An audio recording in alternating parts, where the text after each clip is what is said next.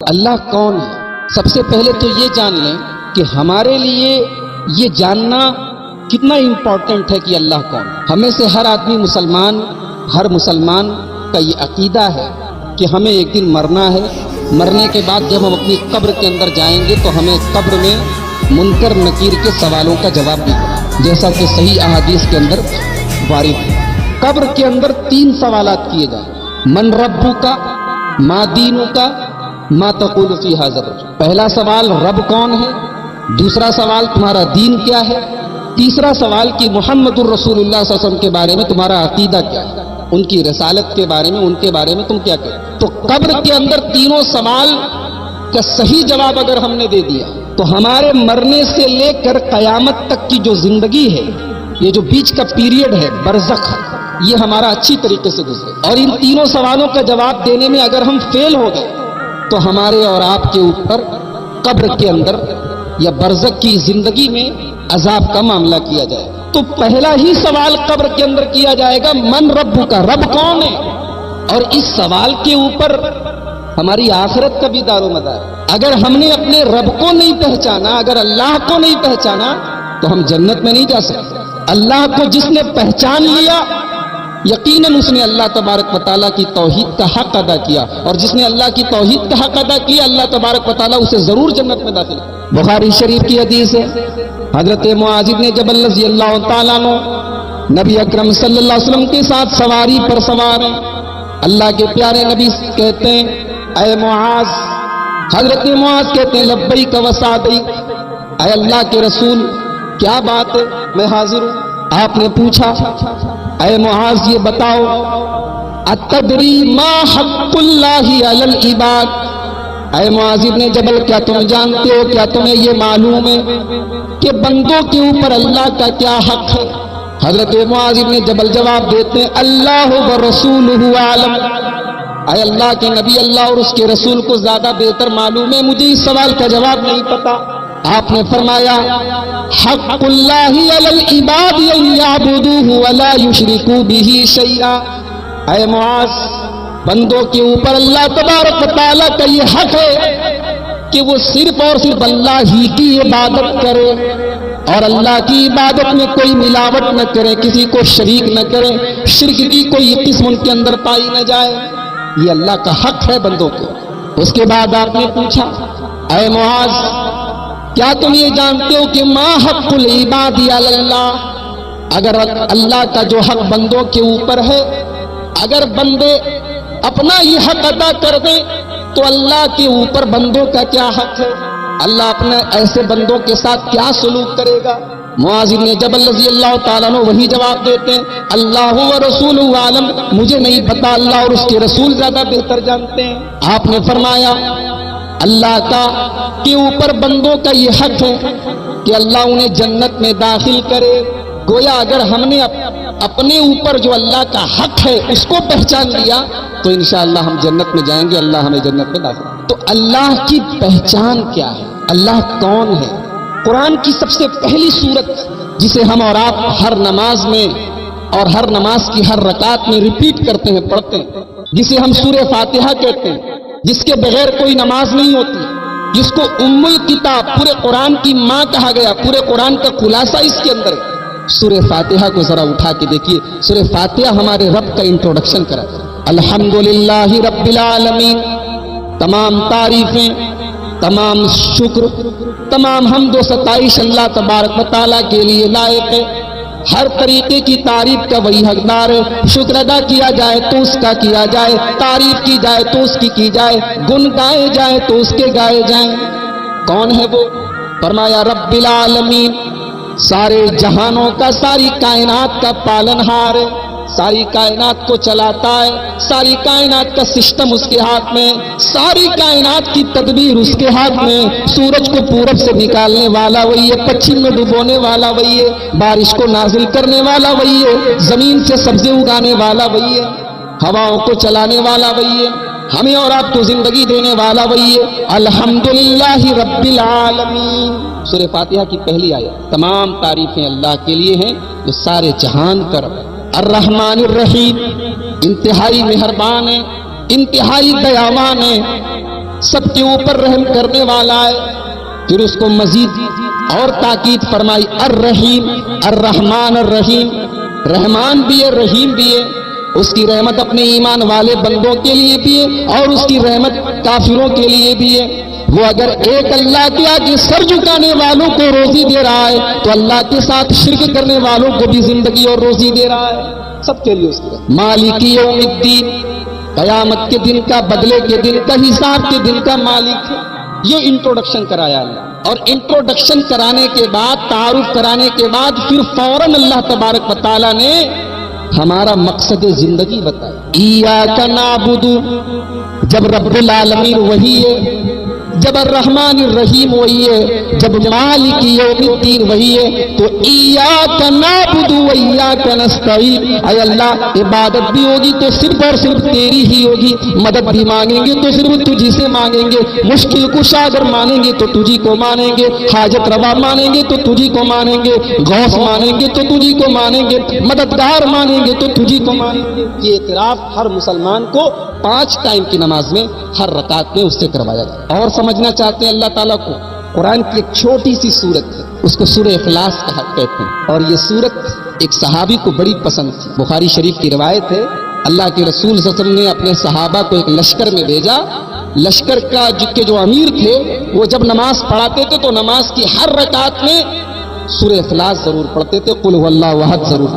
جب یہ لشکر مدینہ واپس آیا تو لوگوں نے اپنے امام کی کمپلینٹ کی, کہا اللہ کے نبی یہ جب بھی نماز پڑھاتے ہیں ہر نماز میں یہ کوئی بھی سورت پڑھتے تو ساتھ میں سورہ اخلاص ضرور پڑھتے ہیں, قل هو اللہ احد کی تلاوت ضرور کرتے ہیں.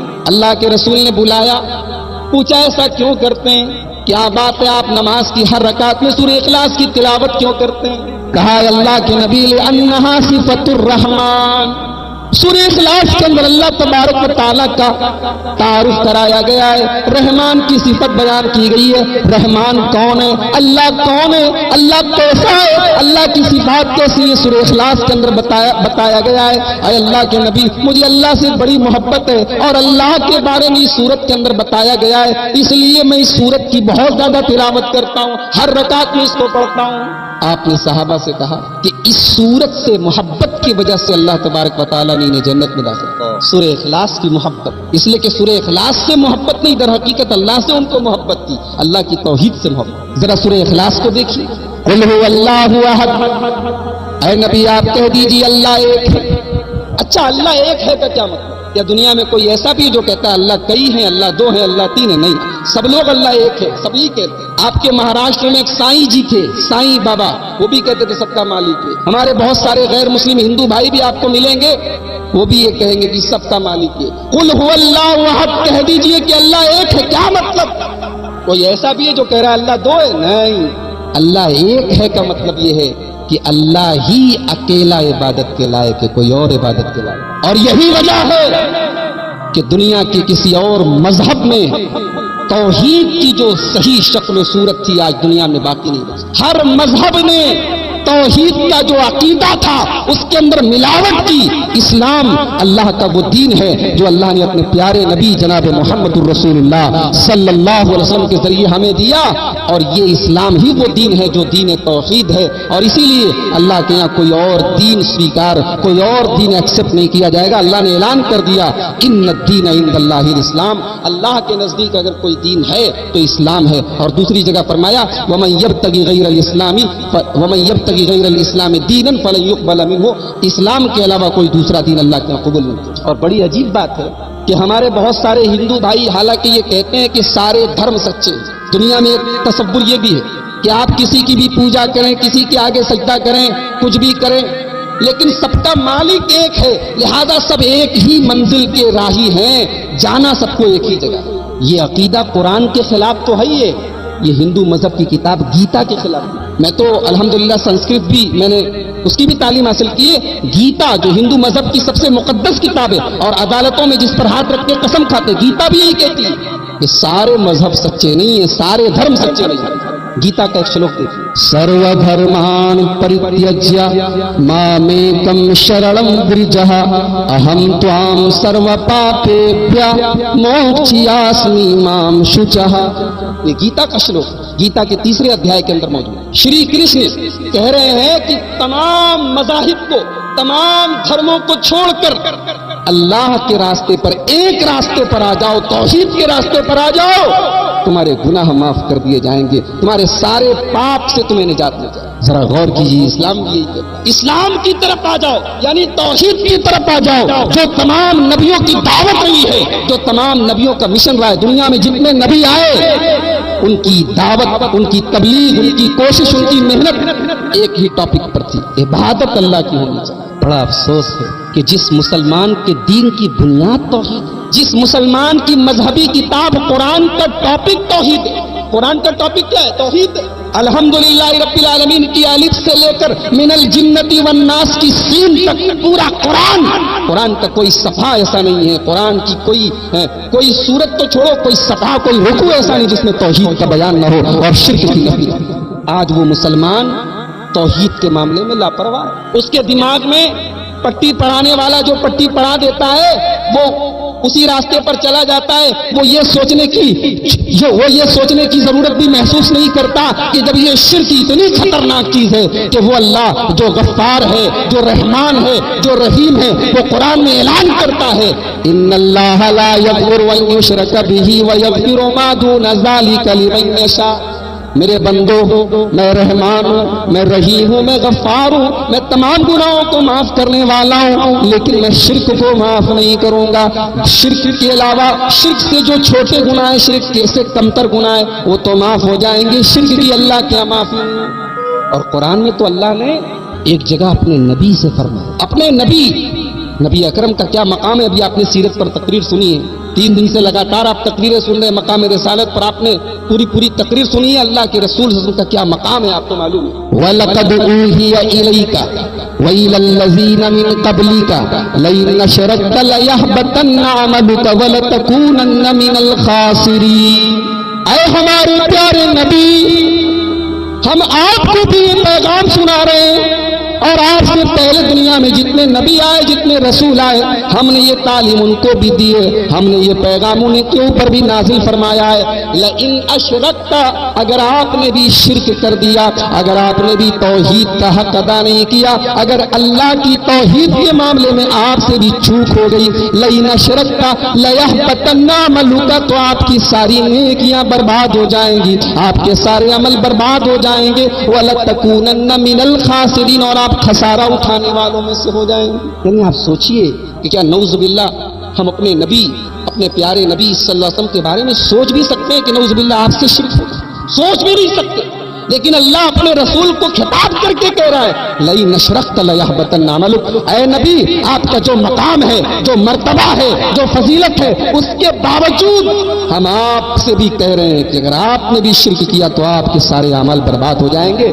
گویا رسول اکرم کے اوپر یہ آیت نازل کر کے رسول اکرم کی امت کو یہ تعلیم دی جا رہی ہے کہ شرک کتنی خطرناک چیز ہے اور توحید کتنی امپورٹنٹ چیز ہے، اس کو ہمیشہ اپنے دماغ میں رکھو اور اس میں کوئی لاپرواہی نہ ہو۔ بڑی عجیب بات ہے کہ آج کا مسلمان توحید کے معاملے میں لاپرواہ ہے، ایاک نعبد و ایاک نستعین بھی پڑھ رہا ہے اور اپنے ماتھے کو غیروں کے آستانوں پہ جھکا دیا۔ یہ ماتھا، یہ ہماری باڈی کا سب سے ٹاپ حصہ ہے، ہمارے جسم کا سب سے اونچا حصہ۔ اس ماتھے کی عزت اسی میں ہے، اس ماتھے کا سمان اسی میں ہے کہ اس کو رب کے آگے جھکایا جائے۔ اس ماتھے کی توہین ہے کہ اس کو ہم اللہ کے علاوہ کسی اور کے در پہ جھکائیں۔ کس کے در پہ جھکائیں؟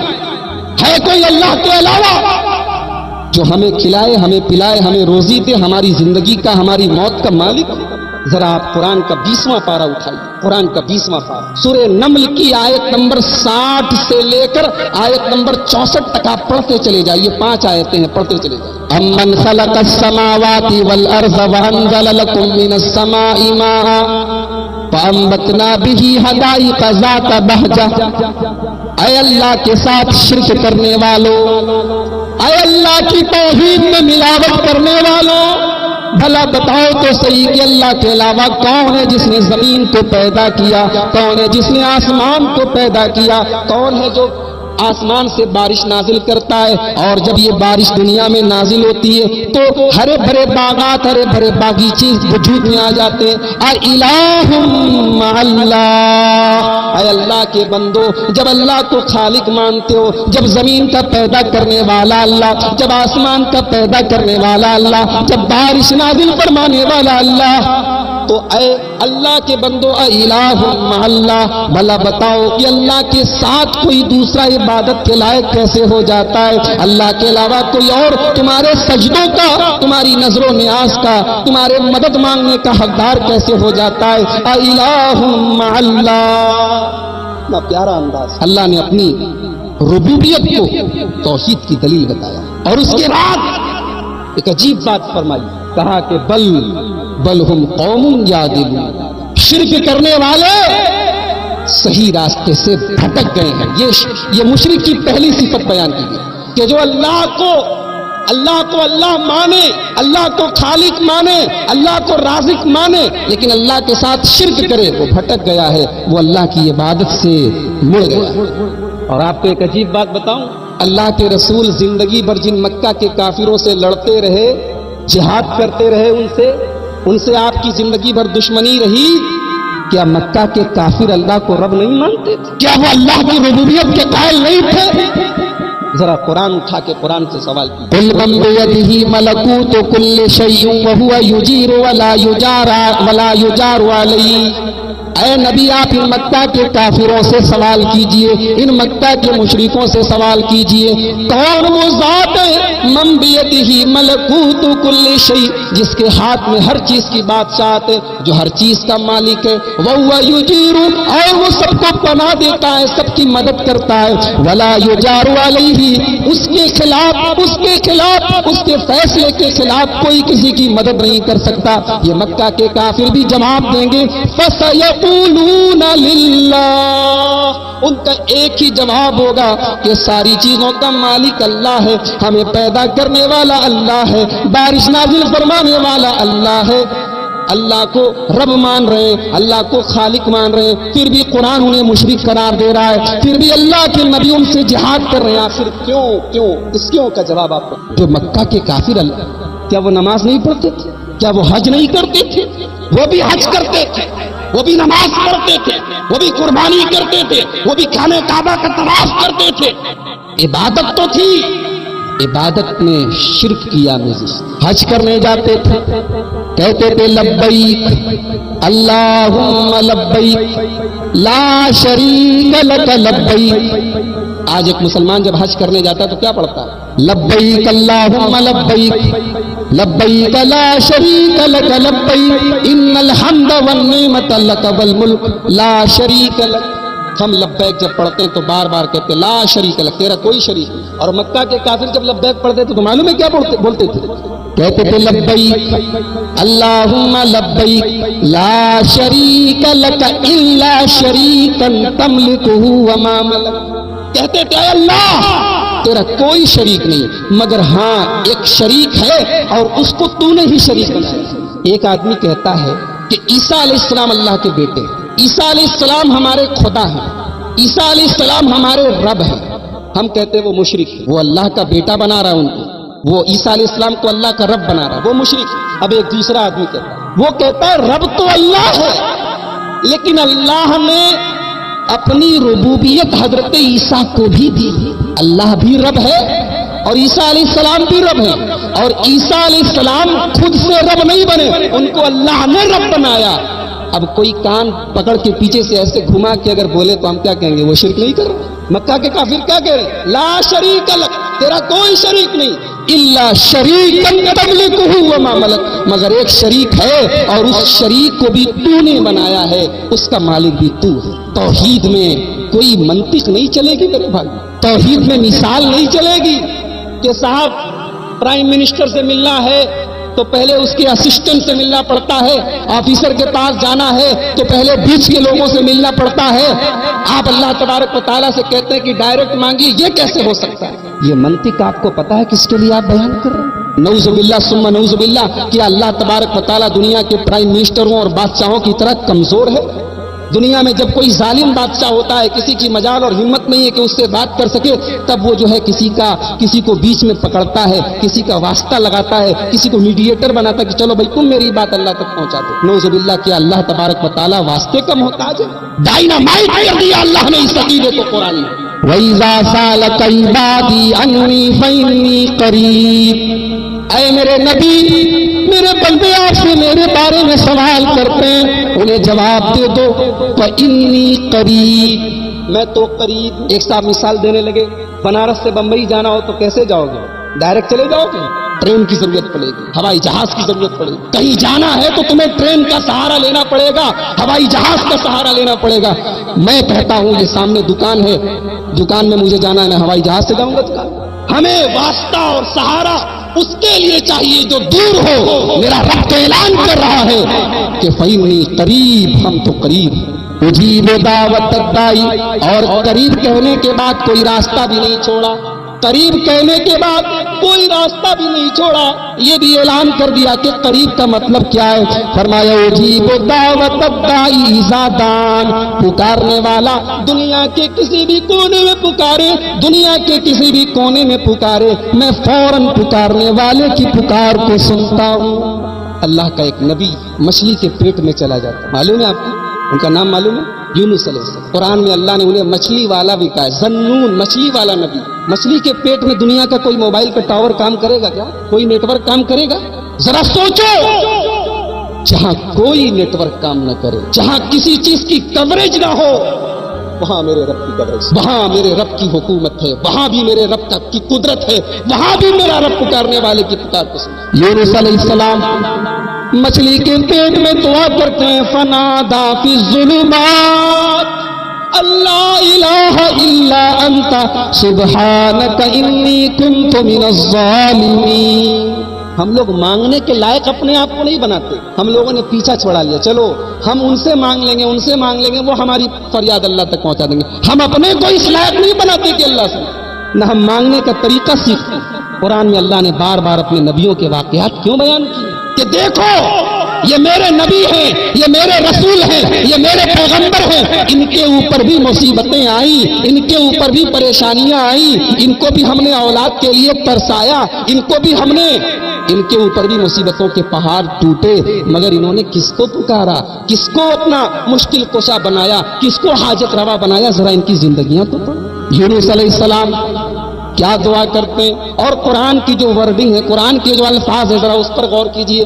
فنادا فی الظلمات، یونس علیہ السلام نے اندھیروں میں، تین اندھیروں میں پکارا، ایک ماں کے، ایک مچھلی کے پیٹ کا اندھیرا، ایک سمندر کا اندھیرا، ایک رات کا اندھیرا، تین اندھیروں میں حضرت یونس علیہ السلام دعا کرتے ہیں، لا الہ الا انت سبحانک انی کنت من الظالمین۔ اے اللہ تیرے علاوہ کوئی سہارا نہیں، تیرے علاوہ کوئی مشکل کشا نہیں، تیرے علاوہ کوئی معبود نہیں، اے اللہ تو پاک ہے، اے اللہ میں ظالم ہوں، مجھ سے غلطی ہو گئی ہے، اے اللہ مجھے معاف کر دے، اس مصیبت سے نجات دے دے۔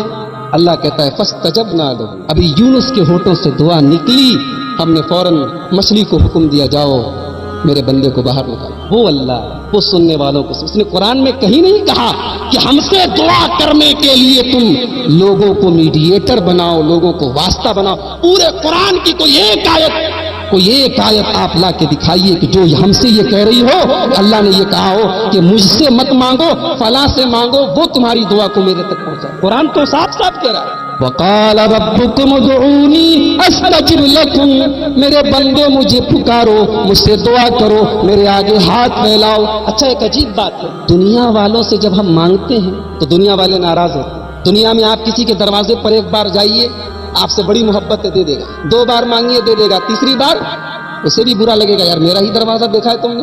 دنیا والے مانگنے پر ناراض ہوتے، میرا رب نہ مانگنے پر ناراض ہوتا ہے۔ میرا رب کہہ رہا ہے ان الذین یستکبرون عن عبادتی سیدخلون جہنم داخرین، میرے بندو مجھ سے مانگو، میرے آگے ہاتھ پھیلاؤ، اور جو گھمنڈی ہے، جو متکبر ہے، جس کے اندر تکبر ہے، گھمنڈ ہے، جو اللہ کے آگے ہاتھ نہیں پھیلاتا، اللہ کہہ رہا ہے اسے ہم جہنم میں پہنچا دیں۔ توحید کو سمجھیے میرے، توحید اسلام کی بنیاد بنیاد ہے. توحید ہی کی بنیاد پر اللہ کے رسول نے مکے کے کافروں سے جہاد کیا. اچھا ایک بات آپ کو اور بتا دوں، مکہ کے کافر بھی ان بتوں کو رب نہیں مانتے اور اس کی گواہی قرآن دے رہا ہے. سورہ زمر آیت نمبر 3، حوالہ بھی دے رہا ہوں، نوٹ کر لیجیے. سورہ زمر آیت نمبر 3، والذین اتخذوا من دونه اولیاء والذین اتخذوا من دونه اولیاء، جنہوں نے اللہ کے علاوہ بھی اولیاء بنا رکھے، اللہ کے علاوہ بھی کارساز بنا رکھے،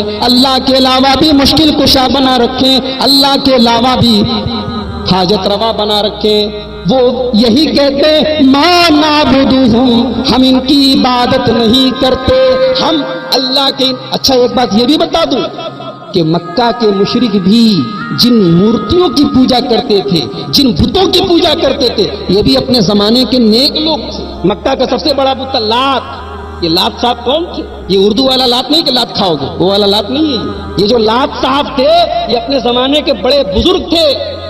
علامہ ابن کثیر نے تفسیر ابن کثیر میں نقل کیا ہے کہ یہ لوگ ستو کھلاتے تھے حاجیوں کی خدمت کرنے والے لوگ. ان کے مرنے کے بعد شیطان نے ان کی عقیدت کے نام پر، ان کی محبت کے نام پر توحید کے راستے سے بھٹکا دیا. ان کے اسٹیچو بنوائے، اس کی مورتیاں بنوائی اور لوگوں سے ان کی عبادت کی. میرے بھائیوں، بزرگوں اور اللہ کے نیک بندوں کی محبت کے نام پر اس دنیا میں شرک کی شروعات ہوئی. اللہ کے سب سے پہلے رسول کون تھے معلوم ہے آپ کو؟ سب سے پہلے رسول کون تھے؟ حضرت نوح علیہ السلام. دنیا میں اللہ کے سب سے پہلے رسول حضرت نوح علیہ السلام. آدم علیہ السلام نبی تھے لیکن حضرت نوح علیہ السلام اللہ کے رسول تھے. رسول اس کو کہتے ہیں جسے اللہ تبارک و تعالیٰ کوئی شریعت دے کر بھیجے، کوئی دین دے کر بھیجے. حضرت نوح علیہ السلام نے 950 سال تک اپنی قوم کو دین کی، توحید کی دعوت دی، لیکن قوم کے لوگوں کا جواب کیا تھا معلوم ہے؟ وَقَالُوا لَا تَذَرُنَّ آلِهَتَكُمْ وَلَا تَذَرُنَّ وَدًّا وَلَا سُوَاعًا وَلَا يَغُوثَ وَيَعُوقَ وَنَسْرًا. نوح علیہ السلام کی قوم بڑی ڈھیٹ، اور اس کی ڈھٹائی کا اندازہ آپ اس سے لگائیے کہ یہ بیچارے دن ہو کہ رات ہو، صبح ہو کہ شام ہو تبلیغ کرتے تھے، توحید کی دعوت دیتے تھے. وہ سب اپنے کانوں میں انگلی ڈال دیتے تھے، تیری بات نہیں سننا، مجھے تیری بات سننا ہی نہیں ہے. آج بھی توحید کی بات ہو اور اگر آدمی اس کو سننے کو تیار نہیں ہے تو اپنے ایمان کا جائزہ لے. توحید کی بات ہو اور کوئی کہے کہ پابندی لگا دی جائے تو اپنے ایمان کا جائزہ. یہ فرعون کا کام ہے، یہ نمرود کا کام ہے، یہ ہر زمانے میں اللہ کے دشمنوں کا کام رہا ہے. توحید کی دعوت کو روکنے کی کوشش کرنا یہ ابو لہب کا طریقہ رہا. کہا کہ اے نوح تیری بات سنتے نہیں، جا. اور اپنی قوم کو سمجھا رہے ہیں ہمارے ان بزرگوں کا دامن چھوٹنا نہیں چاہیے. وَلَا تَذَرُنَّ آلِهَتَكُمْ، ہم جن کی عبادت کرتے ہیں انہی کی کریں گے، اس نوح کی بات میں نہ آنا. تو ان کے 5 بڑے بڑے بت تھے، ود، سوا، یغوث، یعوق، نسر. قرآن نے 5 کا قرآن کے 29ویں پارے میں سورہ نوح کے اندر موجود ہے، آپ دیکھ سکتے ہیں. 5 یہ بزرگ ہیں، ان کے 5 بت ہیں. یہ جو 5 بت تھے ان کے بارے میں ترجمان القرآن، اللہ کے رسول کے صحابہ میں عبداللہ ابن عباس کو ترجمان القرآن کہا جاتا ہے، کیونکہ قرآن کریم کے تفسیر کے سلسلے میں حضرت عبداللہ ابن عباس کی بڑی گہری نظر تھی. عبداللہ ابن عباس رضی اللہ تعالیٰ عنہ کہتے ہیں، بخاری شریف کی حدیث ہے کہ یہ 5 بت نوح علیہ السلام کے یہ در حقیقت نیک لوگ تھے، یہ اپنے زمانے کے نیک لوگ تھے. ان کے مرنے کے بعد شیطان ان کے ماننے والوں کے پاس گیا اور کہا کہ ارے بھائی اتنے نیک لوگ اللہ کے دنیا سے چلے گئے، اللہ کے بندے دنیا سے چلے گئے تو ان کی کوئی یادگار باقی نہیں بناؤ گے؟ ان کا اسٹیچو بنوایا. پہلے ان کا اسٹیچو بنوایا، پھر جب وہ نسل گزر گئی، اگلی نسل آئی، اگلی جنریشن آئی تو عبادت بھی ہونے. دنیا میں شرک ہمیشہ بزرگ پرستی کے راستے سے آیا ہے. یہ حضرت نوح علیہ السلام کی قوم کے انجام سے ہمیں اور آپ کو معلوم ہے. اور ایک بات اور بتا دوں، شرک کسی کا نام نہیں ہے کہ اللہ کے علاوہ کسی اور کے آگے سجدہ کیا جائے، اللہ کے علاوہ کسی اور کے آگے ہاتھ پھیلایا جائے. شرک اس کو بھی کہتے ہیں کہ جو عقیدہ، جو ایمان اللہ کے بارے میں رکھنا چاہیے وہ عقیدہ اور ایمان کسی اور کے بارے میں رکھا جائے، یہ بھی شرک ہے. چلیے دلیل دے دیتا ہوں. ترمذی شریف کتاب الفتن کی روایت ہے. حدیث کے راوی حضرت ابو واقد لیثی رضی اللہ تعالیٰ.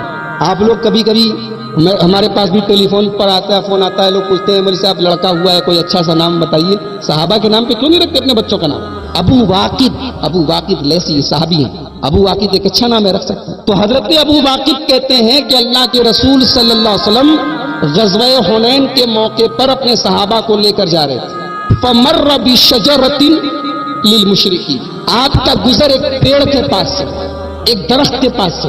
اس درخت کا نام تھا ذات انوات، اور اس پیڑ کے اوپر، اس درخت کے اوپر جو مشرک لوگ تھے، کافر لوگ تھے، وہ اپنے اپنے ہتھیار لٹکاتے. ان کی نیت کیا تھی کہ یہ ہتھیار لٹکائیں گے تو ہتھیار کی دھار بڑھ جائے گی، ہتھیار میں اور تیزی آ جائے گی. یعنی اس پیڑ سے تبرک لیتے تھے، اس پیڑ کو نفع نقصان کا مالک سمجھتے. صحابہ کرام کی نظر پڑی، صحابہ کرام اللہ کے نبی کے پاس آئے، کہنے لگے اجعل لنا ذات انوات کما لهم ذات انوات. اے اللہ کے پیارے نبی، ان کافروں کے پاس ایک پیڑ ہے اور اس پیڑ کے اوپر وہ اپنی تلواروں کو لٹکاتے، اپنے ہتھیاروں کو لٹکاتے، اور ان کا یہ عقیدہ ہے کہ تلواروں کو لٹکانے سے تلواروں کی دھار بڑھ جاتی ہے. اے اللہ کے نبی، ایک ایسا پیڑ ہمیں بھی دے دیجئے، ہم بھی اس کے اوپر اپنے تلواروں کو، اپنے ہتھیاروں کو لٹکایا کریں. ذرا غور سے سنیے گا اس حدیث کو، میں بڑی باریک بات بتائیے. سب سے پہلی بات تو یہ دیکھیے کہ صحابہ کرام کتنی احتیاط کرتے. اس پیڑ کو انہوں نے دیکھا کہ مکہ کے کافر اس کے اوپر ہتھیار لٹکاتے، تو صحابہ کرام نے یہ نہیں کیا کہ جا کے اپنا ہتھیار لٹکانے لگے. انہوں نے غلط اور حرام، جس کو وہ حرام جانتے تھے، ناجائز جانتے تھے، اس کا رخ نہیں کیا. انہوں نے اللہ کے رسول سے جائز راستے کی درخواست. یہ ان کی احتیاط ہے. اپنی آنکھوں سے دیکھ رہے ہیں کہ مکہ کے کفار اس درخت کے اوپر ہتھیار لٹکا رہے ہیں، لیکن احتیاط کا عالم یہ ہے کہ اس پیڑ کے اوپر اپنے ہتھیار نہیں لٹکائے، بلکہ اللہ کے رسول کے پاس آ کے کہہ رہے ہیں اللہ کے رسول. اور چونکہ صحابہ کرام مجاہد لوگ تھے، اللہ کے رسول کے ساتھ جا رہے جنگ میں، تو جو جہاد کی محبت ان کے دلوں میں ہے اور اللہ کے رسول کا ساتھ دینے کا جو جذبہ ان کے دلوں میں، اس جذبے نے ان کو ابھارا اور کہا کہ یا رسول اللہ، آپ ہمارے لیے بھی ایسا ہی ایک پیڑ بنا دیں تاکہ ہم بھی اپنے ہتھیار لٹکائیں. اب نبی اکرم نے جو جواب دیا، وہ جواب ذرا سنیے. آپ نے فرمایا سبحان اللہ. سبحان اللہ کب کہتے ہیں؟ جب کوئی عجیب بات ہوتی ہے. نماز میں امام صاحب سے کوئی غلطی ہو جائے تو پیچھے والا بولے گا سبحان اللہ. سبحان اللہ. کوئی حیرت والی کوئی عجیب بات ہو جائے تو سبحان اللہ بولا جائے. اللہ کے رسول نے صحابہ کرام کی اس ڈیمانڈ کے اوپر فرمایا سبحان اللہ. ارے کیا بول رہے ہو تم لوگ؟ کہ کیا تمہارے منہ سے نکل رہا ہے سبحان اللہ؟ آپ نے فرمایا کہ تم لوگوں نے تو وہی بات کر دی جو موسیٰ علیہ السلام کی قوم نے حضرت موسیٰ سے کیا کہا تھا. حضرت موسیٰ علیہ السلام کی قوم نے حضرت موسیٰ سے اجعل لنا الہا کما لہم آلہہ.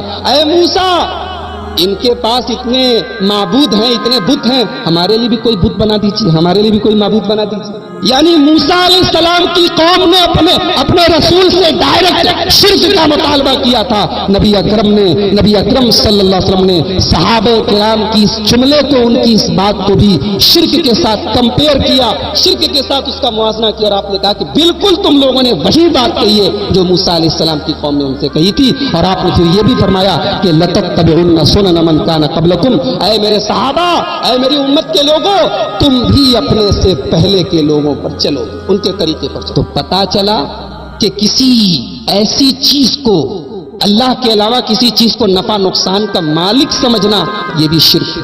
اور کوئی یہ نہ کہے کہ مسلمان سے کبھی شرک نہیں ہو سکتا. قرآن گواہی دے رہا ہے مسلمان سے بھی شرک ہو سکتا ہے. کوئی ضروری نہیں کہ ہم نے زبان سے کلمہ پڑھ لیا تو ہم اللہ کے یہاں رجسٹری ہو گئی، ریزرویشن ہو گیا کہ اب تو جنت ہمارے نام کی ہو گئی. ہمیں بھی شرک سے بچنا ہے. کلمہ پڑھ کے بھی کلمہ گو آدمی بھی شرک کر سکتا ہے. قرآن گواہی دے رہا ہے. سورہ یوسف کے اندر اللہ تعالیٰ نے فرمایا وَمَا يُؤْمِنُ أَكْثَرُهُم بِاللَّهِ إِلَّا وَهُمْ مُشْرِكُونَ. لوگوں کی اکثریت اللہ کو مانتی ہے، اللہ کے اوپر ایمان رکھتی ہے، پھر بھی شرک کرتی ہے. اور کل میں نے وہ حدیث آپ کو سنائی تھی، آج پھر سنا دے رہا ہوں. امام ترمذی رحمۃ اللہ علیہ کتاب الفتن کے اندر لائے ہیں. حضرت ثوبان رضی اللہ تعالیٰ عنہ حدیث کے راوی ہیں. فرماتے کہ اللہ کے پیارے رسول صلی اللہ علیہ وسلم فرمایا لا تقوم الساعة حتى تلحق قبائل من امتی بالمشرکین. قیامت تب تک نہیں آئے گی جب تک میری امت کے کچھ لوگ مشرکوں کے ساتھ مل نہیں جائیں گے. وَحَتَّى يَعْبُدُوا الْأَوْثَانَ، اور میری امت کے اندر بھی بت پرستی ہوگی، بت پرستی ہوگی، کھلم کھلا شرک کیا جائے گا، اور میرے بعد جھوٹے نبی پیدا ہوں گے اور اپنے آپ کو نبی. تو شرک ایک مسلمان سے بھی ہو سکتا ہے، اسے اپنے دامن کو شرک کی گندگی سے بچانے کی ضرورت. اور اگر ہم نے شرک کر دیا تو رب کعبہ کی قسم ہے کل قیامت کے دن اللہ کے نبی بھی ہماری شفاعت نہیں کریں گے. اللہ کے نبی بھی کل قیامت کے دن شرک کرنے والوں کی شفاعت نہیں کریں گے. بخاری شریف کی حدیث ہے، اللہ کے پیارے نبی فرماتے ہیں لِكُلِّ نَبِيٍّ دَعْوَةٌ مُسْتَجَابَةٌ، اللہ نے اپنے ہر نبی کو ایک دعا ایسی دی جس کے قبول کرنے کی گارنٹی لی. ہر نبی کو ایک دعا ایسی دی گئی جس کے قبول کرنے کی گارنٹی لی گئی. فَتَعَجَّلَ كُلُّ نَبِيٍّ بِدَعْوَتِهِ، ہر نبی نے اپنی دعا کو دنیا ہی میں استعمال کر لیا، دنیا ہی میں مانگ لیا. وَإِنِّي اخْتَبَأْتُ دَعْوَتِي، لیکن میں نے اپنی دعا کو سنبھال کے رکھا ہے. شَفَاعَةً لِأُمَّتِي يَوْمَ الْقِيَامَةِ، میں قیامت کے دن اپنی امت کی شفاعت کے لیے وہ دعا کروں گا. میں قیامت کے دن اپنی امت کو جہنم کی آگ سے بچانے کے لیے وہ دعا کروں گا. وَهِيَ نَائِلَةٌ انشاء اللہ من مات من امتی لا یشرک باللہ شیئا، اور قیامت کے دن میری شفاعت میرے اس امتی کو نصیب ہوگی جو اس حال میں مرا ہو کہ اللہ کے ساتھ شرک نہ کرتا ہو، جو توحید کے اوپر مرا ہو، جس کا خاتمہ توحید کے اوپر ہوا ہو. ایسے امتی کی میں شفاعت کروں گا. میں مشرک کی، شرک کرنے والے کی، اللہ کا مقام، اللہ کی توحید میں ملاوٹ کرنے والے کے لیے میں شفاعت. میرے ساتھیوں، اللہ کو پہچانو. قل هو اللہ احد، اللہ ایک ہے، عبادت کے لائق وہی ہے. لم یلد، اللہ الصمد، اللہ بے نیاز ہے. اور اللہ بے نیاز کا مطلب یہ ہے کہ دنیا میں کوئی اور ذات بے نیاز نہیں ہے. اللہ بے نیاز ہے. اللہ کو کسی کی مدد کی، کسی کے سہارے کی، کسی کو میڈییٹر بنانے کی، کسی کے کہنے کی، کسی کے پہنچانے کی ضرورت نہیں. اللہ بے نیاز ہے. کائنات کی ہر ذات ضرورت مند ہے، محتاج ہے. جتنے اللہ کے نیک سے نیک بندے آئے وہ بھی اللہ کے محتاج تھے اور اللہ کے محتاج ہیں. یا ایھا الناس انتم الفقراء الی اللہ، اے لوگو تم سب کے سب اللہ کے محتاج ہو.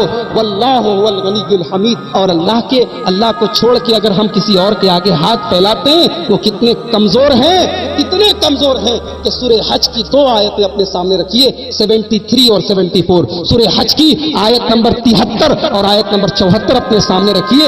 شرک کرنے والوں کی اور ان کے معبودوں کی جو کمزوری ہے اس کو سمجھنے کے لیے 2 آیتیں. یا ایھا الناس، اچھا دیکھیے آیت کا اسٹارٹنگ کہاں سے ہو رہی ہے؟ اے لوگوں کہا جا رہا ہے، اے ایمان والوں نہیں کہا جا رہا ہے. یعنی جو بات کہی جا رہی ہے سب سے کہی جا رہی ہے. یا ایھا الناس، اے لوگوں، ضرب مثل فاستمعوا لہ، اللہ ایک مثال بیان کر رہا ہے، غور سے سنو. اللہ مثال بیان کر رہا ہے، اللہ کی مثال سنو. اللہ کے لیے مثال مت بیان کرو، اللہ کی مثال کو سنو. اللہ کے لیے مثال بیان کرو. چھت پہ جانا ہے تو سیڑھی کی ضرورت ہے. لا تضربوا للہ الامثال، اللہ کے لیے مثالیں نہ بیان کرو. ذرا اس مثال کے اوپر غور کرو جو سورہ حج کی آیت نمبر 73 میں اللہ بیان کر رہا ہے. اے لوگوں غور سے سنو، اللہ ایک مثال بیان کر رہا ہے. ان الذین تدعون من دون اللہ لن یخلقوا ذبابا، جن کو تم اللہ کے علاوہ پکارتے ہو وہ ہرگز پیدا نہیں کر سکتے ایک مکھی. زمین کا نام نہیں لیا، آسمان کا نام نہیں لیا، پوری کائنات میں اللہ نے سب سے حقیر جس کو ہم جاندار مانتے ہیں مکھی کا نام. لن یخلقوا ذبابا، مکھی پیدا نہیں کر سکتے. وَلَوِ اجْتَمَعُوا لَهُ، اللہ کے علاوہ جتنے بھی تمہارے معبود ہیں جن کو تم اللہ کے علاوہ اپنا مشکل سمجھتے ہو، حاجت روا سمجھتے ہو، وہ سارے کے سارے مل کر ایک مکھی پیدا نہیں کر سکتے. وَيَسْلُبْهُمُ الذُّبَابُ شَيْئًا، اور مکھی ان کے اوپر سے کوئی چیز لے کر چلی جائے غیر اللہ کے اوپر، اللہ کے علاوہ جن کی تم عبادت کرتے ہو، پوجا کرتے ہو، ان کے اوپر جو کھانے پینے کی چیزیں چڑھائی جاتی ہیں ان میں سے اگر کوئی چیز لے کر چلی جائے. اب ظاہر سی بات ہے مکھی کتنا لے کے جائے گی؟ 10 کلو لے کے جائے گی کیا؟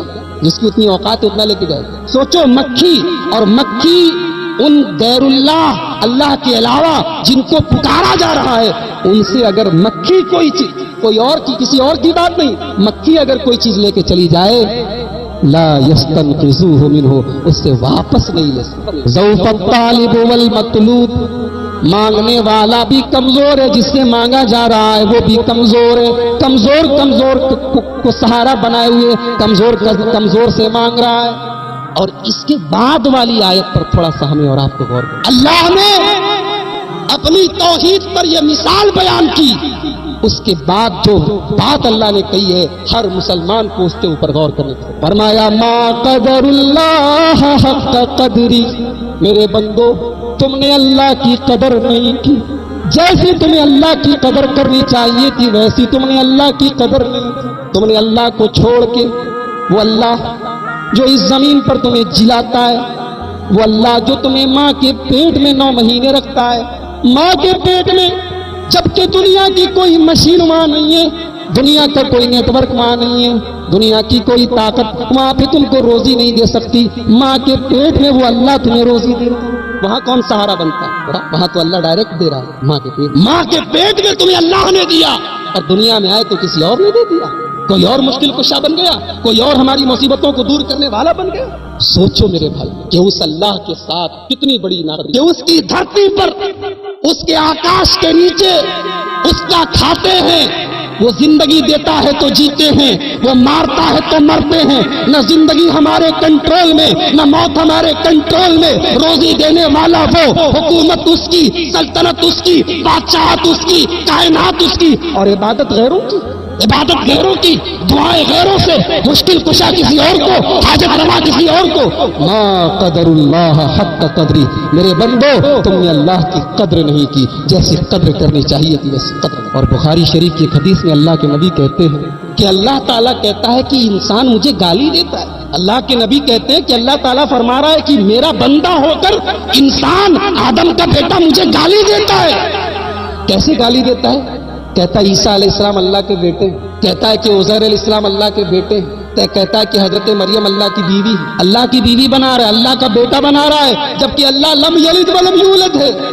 میرا بندہ مجھے جھٹلاتا ہے، روزی میں دیتا ہوں، کھلاتا میں ہوں، پلاتا میں ہوں، اور رب کسی اور کو بنا لیتا ہے، رازق کسی اور کو بنا لیتا ہے، مشکل کشا کسی اور کو بنا لیتا ہے۔ ما قدر اللہ حق قدری، شرک کرنے والے اللہ کی جیسی ناقدری کرتے ہیں، اللہ کی ویسی ناقدری نہیں ہو سکتی۔ میرے بھائیوں، آج ہمارے یہاں بچے بیمار ہوتے ہیں، ہم گلے میں تعویذ پہنا دیتے ہیں، کسی کو نظر لگ گئی، ہم نے وہ کام کیا جس کا ثبوت اللہ کے رسول صلی اللہ علیہ وسلم سے نہیں ملا، قرآن و حدیث سے نہیں ملا۔ ذرا غور کیجیے آپ کہ کیا اللہ کے نبی اپنے صحابہ کی ایسی ہی تربیت کرتے؟ عبداللہ ابن عباس رضی اللہ تعالیٰ عنہ 8 سال کے لڑکے، 8 سال کے بچے، اللہ کے نبی 8 سال کے بچے کو توحید کا سبق کیسے پلاتے ہیں، توحید کی گھٹی کیسے پلاتے ہیں، ذرا دیکھیے۔ ترمذی کی حدیث ہے، اللہ کے نبی فرماتے ہیں اے بچے، یا غلام، اے بچے، انی اعلمک کلمات، میں تجھے کچھ باتیں سکھا رہا ہوں، غور سے سن لے، اس کو اپنے بھیجے میں بٹھا لے، اپنے دماغ میں بٹھا لے۔ احفظ اللہ یحفظک، احفظ اللہ تجدہ تجاہک، اے بچے ہمیشہ تو اللہ سے ڈرتے رہنا، ہمیشہ اللہ کو یاد رکھنا، اللہ تجھے یاد رکھے گا، اللہ تیری مدد کرے گا۔ ہم لوگ اپنے بچوں کو بلی بندر کے بارے میں سمجھاتے رہے، غلط کام مت کرنا، بلی آ کے کاٹ دے۔ ہم اپنے بچوں کو کبھی اللہ سے ڈرنے کا، اللہ کے مقام و مرتبے کی تعلیم نہیں دیتے۔ ہمارے 8 سال کے بچے ہمارے یہاں اللہ کے بارے میں کچھ نہیں جانتے۔ نبی اکرم 8 سال کے بچے سے کہتے وَإِذَا سَأَلْتَ فَاسْأَلِ اللَّهَ، جب بھی تو سوال کرنا اللہ سے سوال کرنا، جب بھی تجھے کچھ مانگنا اللہ سے مانگنا۔ وَإِذَا اسْتَعَنْتَ فَاسْتَعِنْ بِاللَّهِ، اور جب بھی تجھے مدد مانگنا ہو تو اللہ ہی سے مدد مانگنا۔ نبی اکرم نے اپنے صحابہ کو بھی، اپنے صحابہ کے بچوں کو بھی توحید کی تعلیم۔ اور کل کی میری تقریر کا جو ٹاپک تھا مسلمانوں کی ذلت، جاؤ کسی کو اگر برا لگتا ہے تو لگے، رب کعبہ کی قسم ہے، نظر اٹھا کے دیکھو پوری دنیا کے مسلمانوں کے حالات پر، آج ہم نے توحید کے ساتھ کیا کیا۔ اللہ نے اپنی مدد کا وعدہ ضرور کیا تھا، لیکن شرط لگائی تھی کہ جب تک تم توحید پر رہو گے، جب تک تم شرک سے بچو گے، ہم تمہیں عزت دیں گے، مقام دیں گے، مرتبہ دیں گے، سلطنت دیں گے، بادشاہت دیں گے۔ قرآن کا 18واں پارہ اٹھائیے، سورہ نور آیت نمبر 55، آیت نمبر 55۔ وعد اللہ الذین آمنوا منکم وعملوا الصالحات، اللہ نے اپنے ایمان والے بندوں سے اور نیک عمل کرنے والے بندوں سے وعدہ کیا ہے. کیا وعدہ کیا ہے؟ لَيَسْتَخْلِفَنَّهُمْ فِي الْأَرْضِ، کہ اللہ ان کو زمین کا خلیفہ بنائے گا، اللہ ان کو زمین میں حکومت عطا فرمائے گا. كَمَا اسْتَخْلَفَ الَّذِينَ مِن قَبْلِهِمْ، جیسے ان سے پہلے کے لوگوں کو حکومت دی تھی. یہ پہلا وعدہ ہے اللہ کا، ہم حکومت دیں گے تم غلام بن کے نہیں رہو گے، ہم تمہیں حکومت دیں گے. وَلَيُمَكِّنَنَّ لَهُمْ دِينَهُمُ الَّذِي ارْتَضَىٰ لَهُمْ، اور ہم تمہارے دین کو غالب کر دیں گے، تمہارا دین غالب رہے گا، تمہارا دین کبھی مغلوب نہیں رہے گا. وَلَيُبَدِّلَنَّهُم مِّن بَعْدِ خَوْفِهِمْ أَمْنًا، اور میرے بندو ہم تمہاری دہشت کو، تمہارے ڈر کو بدل کے تمہارے اوپر امن و امان، امن و شانتی نازل کر دیں گے. تم امن سے، چین سے، سکون سے زندگی گزارو گے، تمہیں کبھی کوئی ڈر نہیں ہوگا، تمہیں کبھی کوئی دہشت نہیں ہوگی. شرط کیا لگائی اللہ نے وہ سنیے، سورہ نور آیت نمبر 55. یعبدوننی لا یشرکون بی شیئا، میرے بندو تم صرف میری عبادت کرتے رہنا، میرے ساتھ شرک مت کرنا. یہ وعدہ ہے اللہ. شرک کرو گے، توحید میں اگر درار آئی تو ہمارا جو وعدہ ہے وہ پورا نہیں ہوگا. اور ایک بات آپ کو اور بتاؤں، جو آج ہم لوگوں کے اندر بزدلی ہے، یہ بزدلی بھی توحید سے پیچھے ہٹنے کی وجہ سے. توحید پر چلنے والا کبھی بزدل نہیں ہو سکتا. ابراہیم کو آگ میں ڈالا جا رہا ہے، ابراہیم علیہ السلام کو آگ میں ڈالا جا رہا ہے، ساری قوم دشمن بنی ہے، عورتیں قسم کھا رہی ہیں میرا بچہ بیمار ہے، اچھا ہو جائے گا تو میں ابراہیم کے لیے جو آگ جلائی گئی اس میں اتنی لکڑیاں ڈالوں گی. یہ حالات ہیں. پوری قوم، پورا قبیلہ، پورا محلہ، پورا گاؤں دشمن بنا ہے. اور جب خطرناک قسم کی آگ تیار کی جاتی ہے اور ابراہیم علیہ السلام کو اس آگ میں ڈالا جاتا ہے تو ابراہیم کی زبان پر کیا ہوتا ہے؟ حسبی اللہ و نعم الوکیل. توحید پر چلنے والا بہادر ہوتا ہے، توحید پر چلنے والا بزدل نہیں ہوتا. اللہ سے، اللہ کو مشکل کشا ماننے والا، اللہ کو حاجت روا ماننے والا، اللہ کو بگڑی بنانے والا ماننے والا کبھی بزدل نہیں ہو سکتا. ابراہیم نے بزدلی کا راستہ نہیں اپنایا. ابراہیم علیہ السلام نے کسی سے رحم کی بھیک نہیں مانگی، آگ کے اندر کود گئے اور زبان پر صرف ایک جملہ تھا، حسبی اللہ و نعم الوکیل. اللہ میری مدد کرنے کے لیے اللہ کا. اور ابراہیم کی یہ ادا اللہ کو اتنی پسند آئی کہ یہی جملہ غزوہ احزاب کے موقع پر جب بہت بڑے بڑے لشکر اللہ کے رسول اور صحابہ سے لڑنے کے لیے آئے تھے تو صحابہ کی زبان پر بھی یہی جملہ تھا، حسبنا اللہ و نعم الوکیل. سورہ آل عمران کے اندر اللہ نے اس کا ذکر کیا کہ الذین قال لهم الناس ان الناس قد جمعوا لكم. صحابہ کرام کے پاس منافق لوگ آئے، کہنے لگے ارے بہت بڑا لشکر تیار کیا گیا ہے. فزادهم ایمانا، صحابہ کا ایمان اور بڑھ گیا. وقالوا حسبنا اللہ و نعم الوکیل، اور صحابہ نے کہا اللہ ہمارے لیے کافی ہے اور اللہ ہمارے لیے بہترین راستہ. توحید پر چلنے والا بہادر ہوتا ہے. نبی اکرم صلی اللہ علیہ وسلم حضرت ابو بکر کے ساتھ غار ثور میں ہیں، کافروں کا گزر ہوتا ہے. حضرت ابو بکر ڈرنے لگے، کہتے ہیں اللہ کے رسول اگر نیچے دیکھ لیا تو ہم پکڑ لیے جائیں. آپ نے فرمایا اے ابو بکر لا تحزن ان اللہ معنا. اے ابو بکر ہم اکیلے نہیں ہیں، ہم بے سہارا نہیں، ہمارا سہارا ہمارے ساتھ ہے، ہماری مدد کرنے والا اللہ ہمارے ساتھ. تو توحید پر چلنے والا کبھی عاجز نہیں ہو سکتا، کبھی بے سہارا نہیں ہو سکتا، اس کا رب اسے سہارا دینے کے لیے تیار ہے. اور آج پوری دنیا شانتی کے لیے ترس رہی ہے. پوری دنیا میں جو یہ بدامنی، اشانتی اور بے چینی کا ماحول، اس کا بھی صرف ایک ہی سولوشن. اللہ تعالیٰ نے سورہ انعام کی آیت نمبر 82 کے اندر، آیت نمبر 82 کے اندر دنیا میں امن و شانتی کیسے آئے گی، دنیا میں چین کیسے آئے گا، دنیا میں سکون کیسے آئے گا، اس کا نسخہ بتایا اللہ نے سورہ انعام کی آیت نمبر 82. فرمایا الذین آمنوا ولم يلبسوا ایمانهم بظلم اولئک لهم الامن وهم مہتدون. میرے بندو امن چاہیے، چین چاہیے، سکون چاہیے تو نسخہ بتا رہا ہوں. الذین آمنوا، ایمان لے آؤ. توحید پر آ جاؤ، ایک اللہ کی عبادت کرو، ایک اللہ کو اپنا معبود بنا لو۔ الذین آمنوا، ایمان لے آؤ، ولم یلبسوا ایمانہم بظلم، اور خبردار اپنے ایمان کے ساتھ ظلم کی ملاوٹ نہ کرنا۔ ظلم یعنی شرک کی ملاوٹ نہ کرنا۔ دنیا کا سب سے بڑا ظلم اگر کوئی ہے، دنیا کا سب سے بڑا ظلم کس کو بولتے ہیں؟ وضع الشیء فی غیر محلہ۔ ظلم کا مطلب ہوتا ہے کہ جو چیز جس جگہ کی نہ ہو۔ اب ٹوپی کی جگہ سر ہے، سر کے بجائے ٹوپی کو پیر میں پہنے، یہ ٹوپی کے ساتھ ظلم ہے۔ جوتے کی جگہ پیر ہے، جوتے کو ہم ٹوپی کی طرح سر پہ لگا لیے، جوتے کے ساتھ، یہ سر کے ساتھ ظلم ہے۔ اللہ نے پیدا کیا، اللہ جلاتا ہے، اللہ مارتا ہے، اللہ روزی دیتا ہے، اللہ نے سب کچھ دیا، اس کو چھوڑ کے غیروں کی عبادت کی جائے، یہ سب سے بڑا ظلم ہے۔ ان الشرک لظلم عظیم۔ تو اللہ نے فرمایا کہ جو ایمان لائے اور جنہوں نے اپنے ایمان کو ظلم کے ساتھ نہیں ملایا، اولئک لہم الامن، انہی کو امن ملے گا، انہی کو چین ملے گی، انہی کو شانتی ملے گی۔ لہذا اگر آج دنیا ترس رہی ہے میرے بھائیوں، تو یہ شرک کی وجہ سے، یہ اللہ کی زمین میں جو اشانتی پھیلی ہے، یہ صرف اس وجہ سے ہے کہ آج ایمان کے ساتھ ظلم کی ملاوٹ ہے۔ اگر ہم امن و چین چاہتے ہیں تو ہمیں اپنے ایمان کو اس ظلم کے سے بچانے کی ضرورت ہے۔ میرے بھائیوں، یہ تھی توحید کے تعلق سے کچھ بنیادی باتیں اور بھی ہیں۔ توحید کا موضوع میں نے بتایا کہ پورا قرآن کی، میں تو حافظ نہیں ہوں، ورنہ آپ اگر قرآن کبھی آپ صرف قرآن کی تلاوت کرتے چلے جائیں، ہر صفحے پر آپ کو توحید کی دلیلیں ملیں گی، توحید کی باتیں ملیں گی۔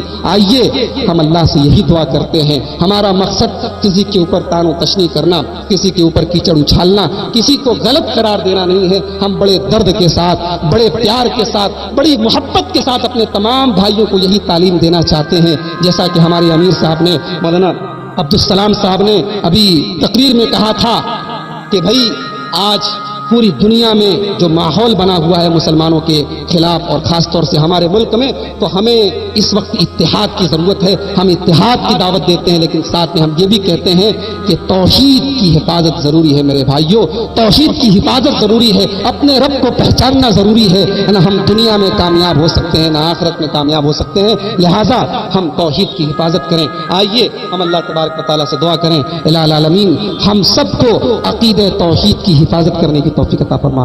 رب العالمین ہمارے وہ بھائی جو توحید کے صحیح مفہوم سے ناآشنا ہیں اور جن کو جو بتایا گیا ہے وہ اسی کو دین سمجھ رہے ہیں، اے اللہ ہم تمام مسلمانوں کو قرآن و حدیث نے جو دین ہمیں سکھایا ہے اس دین پر ہمیں چلنے کی توفیق عطا فرما۔ اے اللہ ہمیں شرک کی خطرناکی کو سمجھنے اور شرک سے بچنے کی توفیق عطا فرما۔ اے اللہ ہمارے وہ بھائی جن سے جانے انجانے میں شرک سرزد ہو رہا ہے، شرکیہ کام ان کے ذریعے ہو رہا ہے، اے اللہ انہیں موت کے پہلے شرک کی اس گندگی سے انہیں توبہ کرنے کی توفیق عطا فرما۔ اے اللہ ہم اپنے تمام کلمہ گو بھائیوں کو اپنا بھائی مانتے ہیں، لیکن اے اللہ ہمارے دل میں ان کے لیے یہ جذبہ ہے کہ صراط مستقیم کا جو راستہ ہمارے نبی نے ہمیں بتایا ہے اس راستے سے وہ ہٹے نہ۔ اے اللہ اپنے نبی کے صحیح اور سیدھے راستے پر ہم تمام مسلمانوں کو چلنے کی توفیق عطا فرما۔ اے اللہ ہمیں شرک جیسی گندگی سے، بدعت جیسی گندگی سے ہم سب کو بچنے کی توفیق عطا فرما۔ اے اللہ ہمیں اپنے بچوں کی تربیت بھی عقیدہ توحید پر کرنے کی توفیق عطا فرما۔ اے اللہ ہم جس طریقے سے تیرے آگے نماز میں کھڑے ہو کر ایاک نعبد و ایاک نستعین کا دعویٰ کرتے ہیں، اے اللہ اس دعوے پر ہمیں تو زندگی کی آخری سانس تک اس دعوے پر عمل کرنے کی بھی توفیق عطا فرما۔